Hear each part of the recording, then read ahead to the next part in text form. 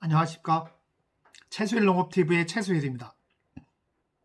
이번 시간은 대추 나무의 빗자루병. 대추하면 제일 먼저 떠오르는 게 빗자루병이죠. 도대체 빗자루병이 어떤 친구에 의해서 병이 생겼을까? 어떤 벌레에 의해서 병이 생겼을까? 그거에 대해서 집중적으로 빗자루병에 대해서 말씀해 올리겠습니다. 빗자루병을 옮기는 것은 보면 이 마른 무늬 매미충이라고 하는 벌레에 의해서 그 병을 옮깁니다.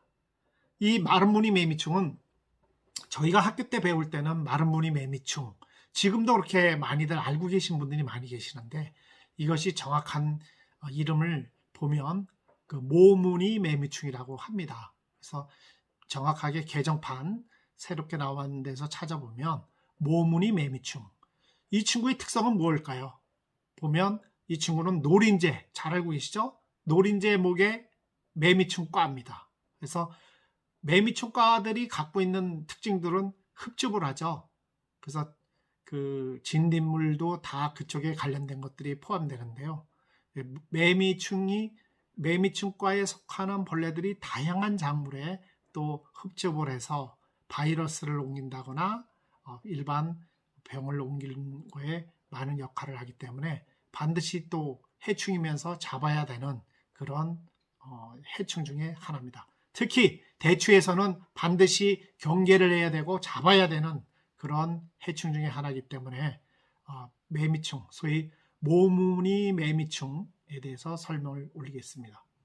모무늬 매미충은 그 발생 시기가 6월에서부터 9월 사이입니다.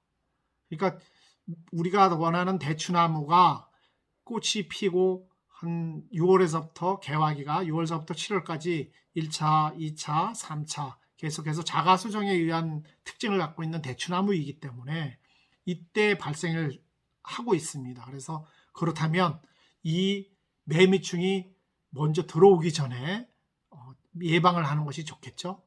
그런 측면에서는 보통 만약에 걸리면 어느 정도 폐원까지 해야 되는 그런 것이 바로 모무늬 매미충에 의한 그 대추나무 빗자루병을 걸리는 하나의 해충입니다.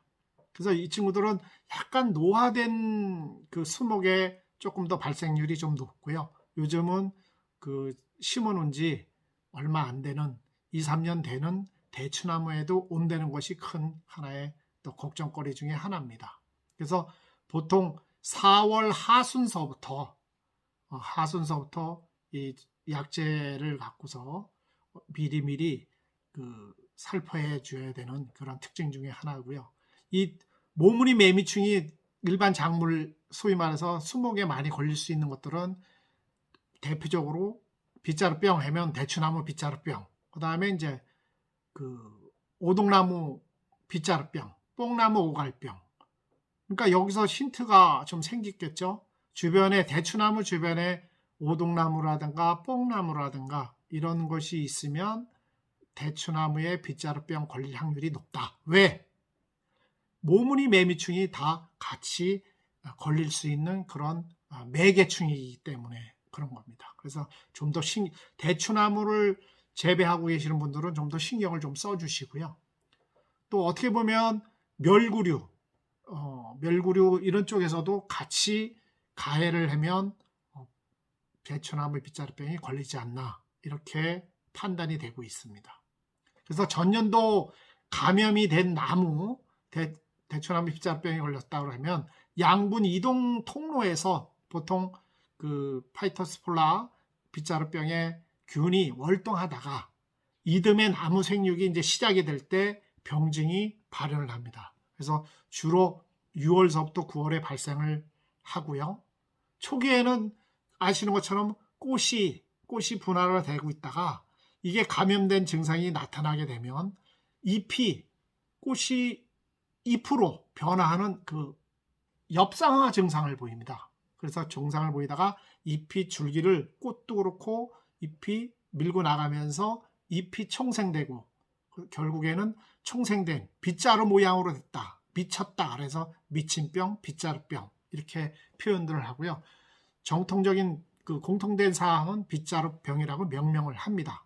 그래서 이 그 모무니 매미충이 그때 4월서부터 와서 흡집을 하면 그 균을 보유하고 있는 것인데 바로 그 균이 여러분이 알고 계시는 파이토스포라라는 또는 마이코플라즈마라고 하는 균입니다. 이 균을 세균으로 볼 것이냐 아니면 바이러스 쪽으로 볼 것이냐 이렇게 논란은 많은데 정확한 거는 좀 이 자체를 보면은 이제 원핵 생물계 통해서 어떤 몰리큘강에 속합니다. 그래서 그런 미생물인데요. 바이러스보다는 세균에 좀 가까우면서 양쪽 중간에 어떤 특이한 형질을 보이기 때문에 매우 어렵게 난방제할 수 있는 그런 병 중에 하나입니다. 근데 너무 걱정하지 마시고요. 지금 마이신계통 약으로다가 사용을 하면 충분히 예방하고 잡을 수가 있습니다. 첫 번째 예방하는 거는 그 모무니 매미충이 들어오기 전에 그 화학적 방제로서 농약을 살포를 해주시면 우선 병을 발병하자 매개를 하는 그 매미충을 먼저 잡아주면 걸리지 않습니다. 또 걸린 상태에 그거를 좀 보면 계속해서 말씀을 드리겠습니다만 파이토스플라즈마, 소위 마이코플라즈마 이 균이라고 보면 세균에 가깝다고 일단은 생각을 하고 보면 이 친구들은 본래 그 동물의 이제 흉막 폐렴 병원균으로 발견이 됐습니다. 그래서 사람과 가축의 병원체로 많이 알려져 있기도 한데 이것이 식물에 오면서 아까 설명한 것처럼 대추나무, 오동나무, 또 뽕나무 오갈병, 그다음에 감자에서도 빗자루병이 발생이 됩니다. 감자에서도 보통 나타나는 것은 잎이 위에 유향적인 증상, 그다음에 총생적인 거. 이 빗자루병이 갖고 있는 병증 중에 하나가 총생돼서 빗자루 모양을 한다거나 또는 유향병 누렇게 어떤 그런 표현을 하는 병증으로 나타나고 있고요. 세균하고 바이러스하고 중간 사이에서 특이한 형질을 보인다는 것은 바이러스가 보통 나타나고 있는 것처럼 전반적인 것처럼 전신 감염을 합니다. 그래서 결국에는 대추나무에서 병증을 볼 때는 모든 것이 총생돼서 빗자루 모양으로 잎이 쭉쭉 밀고 나가면서 줄기가 길어지면서 한꺼번에 모여서 엽상을 보이니까 그게 마치 빗자루 모양이다 이렇게 보여지는 겁니다. 그래서 이 모무니 매미충에 의한 거기 때문에 같은 매미충 이런 것들 매미충, 나무이, 멸구류 논에 보시는 멸구류, 흰등명구, 애멸구 이런 벼멸구 같은 과기 때문에 이 친구들이 사실은 저 대추나무에 안 오랜 법도 없습니다. 와서 가해를 했을 때 그 자체 내에 독을 소위 말해서 그 세균에 가까운 파이토스플라즈마라는 마이코플라즈마 이런 것을 보독하고 흡집을 한다면 소위 전염할 우려가 매우 높습니다. 그래서 뭐든지 오기 전에 매미충류를 갖다가 방제를 하면 됩니다. 그래서 그 가까운 농약방에서 화학적 방제로서 농약을 사다가 자주 뿌려주시면 이건 결국에는 빗자루병도 안 걸린다. 이렇게 보시면 됩니다. 그래서 병이 난 다음에 약을 치료하는 것보다는 예방 위주로 먼저 치료하는 것이 매우 효과적이다. 이렇게 말씀을 드립니다.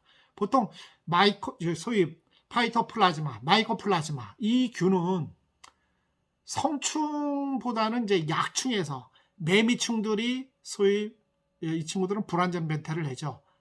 알에서 성충은 성충인데 성충답지 않은 것을 작은 충을 약충이라고 합니다. 성충 모양을 닮은. 이럴 때 어렸을 때 약충이 보독 마이코플라즈마의 그 빗자루병을 발병하는 그 균을 보독할 형태가 제일 높습니다. 왜냐하면 이럴 때 약충 때 잎을 또 꽃잎을 모든 거를 흡집을 하기 때문에 그때 그 병균이 마이코플라즈마가 침투해서 들어가면 전신 감염이 될 수 있다는 말이죠. 그래서 흡집 과정에서 전염이 되고 또 어떤 보독을 하기 때문에 이때 꼭 잡아주십사 하는 부탁을 말씀을 드립니다. 그래서 보통 보독충이 되려면 반드시 병든 식물 어디선가 그 마이코플라즈마 병든 것을 흡집을 해서 다음 또 옮긴다는 거죠. 날아가서 옮기든 바람에 의해서 옮기든 옆으로 옮기든 이렇게 해서 하나의 또 비바람의 자체에 접촉 비비고 그러면 기존의 바이러스 형태 모양으로다가 전신 감염을 일으킬 수 있기 때문에 다시 한번 오기 전에 발병되기 전에 매미충 잡을 때 다른 살충제 포함해서 많은 그 벌레들이 많이 있지 않습니까? 그것을 방지해 주시면 결국에는 벌레를 잡으면 마이코플라즈마 병균을 안 옮기기 때문에 빗자루병은 발생 안 한다. 그래서 살충제 그 방제를 철저하게 해주시면 대추나무의 빗자루병은 예방할 수가 있다. 오늘은 대추나무 빗자루병이 왜 걸리는지, 왜 예방을 해야 되는지에 대해서 설명해 올렸습니다. 들어보시고 마음에 드신다면 구독, 좋아요, 알람 부탁드립니다. 감사합니다.